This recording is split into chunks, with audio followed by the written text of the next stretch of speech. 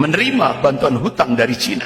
Belum lagi apa yang disampaikan oleh Wakil Perdana Menteri Cina Liu Yangdong hari Rabu 27 Mei 2015 di Auditorium FISIP Universitas Indonesia. Konsekuensi Indonesia mendapatkan bantuan hutang dari Cina tahap pertama 647 triliun, itu konsekuensinya 10 juta rakyat Cina daratan wajib masuk ke Indonesia, target 2020. Sementara Duta Besar Cina untuk Indonesia itu menyampaikan di depan wartawan, jadi beliau menyampaikan per tahun rakyat Cina daratan yang masuk ke Indonesia itu 2 juta per tahunnya, 2020 genap 10 juta.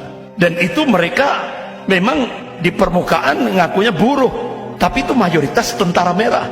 Bahkan pemerintah menyiapkan 19 bandara untuk menyambut 10 juta rakyat Cina daratan itu. Inilah konsekuensinya. Bahkan ketika Indonesia berubah kiblat ke Cina, wajib Indonesia sebagaimana terungkap dalam nota diplomatik kode referensi Beijing 1448. Jadi Cina akan melakukan akselerasi percepatan untuk menjadikan Indonesia menjadi negara sekuler. Nah, apakah sudah dilaksanakan? Sudah. Ketika pemerintah mengangkat Kepala Badan Pembinaan Ideologi Pancasila Profesor Yudian Wahyudi, langsung di publik menegaskan agama musuh terbesar Pancasila.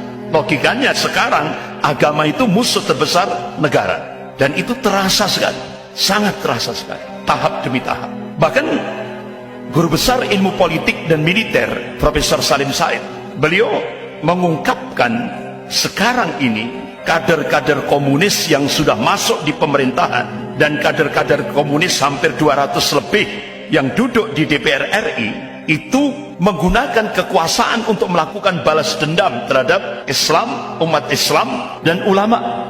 Kira-kira sudah terjadi apa belum? Sudah. Jadi Kongres Partai Komunis Cina tahun 1986 itu menjadikan Indonesia menjadi bahan kajian. Hasil daripada Kongres Partai Komunis Cina tahun 86 itu menyebutkan ada 3 hambatan Cina untuk melakukan penetrasi ke Indonesia. Pertama, regulasi dan doktrin anti komunis, TAP MPRS nomor 25 tahun 66, Undang-Undang nomor 27 tahun 99. Ini sudah dijebol lewat RUU HIP. Poin kedua, positioning Pancasila sebagai musuh komunis juga dijebol lewat RUU HIP. Puncaknya disahkan Undang-Undang Omnibus Law, jebol sudah kedua-duanya. Makanya setelah RUU HIP dimunculkan, Undang-Undang Omnibus Law disahkan, siapa yang terbang ke Cina? The real presiden. Artinya apa? Petinggi-petinggi Cina, petinggi-petinggi Partai Komunis Cina benar-benar sangat gembira sekali. Artinya apa? Indonesia taat sekali apa yang sudah ditetapkan oleh Cina. Kemudian poin ketiga, sikap anti komunis di kalangan umat Islam Indonesia masih kuat, dan satu-satunya tokoh yang paling ditakuti oleh Partai Komunis Cina dan 9 naga itu seperti yang diungkapkan oleh pakar politik dari Universitas Indonesia, yaitu Dr. Syahganda Nainggolan yang sekarang ditahan. Itu beliau menyampaikan satu-satunya yang paling ditakuti oleh Partai Komunis Cina dan 9 naga adalah Habib Rizik Syihab. Makanya beliau target untuk dibunuh. Upaya pembunuhan terhadap beliau itu sudah 11 kali, terakhir pakai sniper. Kemudian beliau hijrah ke Mekah Al-Mukarramah. Makanya strategi ketiga ini, Presiden Cina memerintahkan kepada Indonesia untuk menghadapi Habib Rizik Syihab ini. Perintah Presiden Cina pakai hard power, kekuatan kekerasan. Itu perintah Presiden Cina Xi Jinping, bukan rahasia lagi, sudah banyak tokoh-tokoh yang tahu ini. Kemudian strategi kedua untuk poin ketiga ini, yaitu pakai strategi divide et impera, adu domba antar ormas-ormas Islam, adu domba antar sesama muslim dengan biaya 20 triliun, DP-nya 1,5 triliun, dan itu sudah diterima.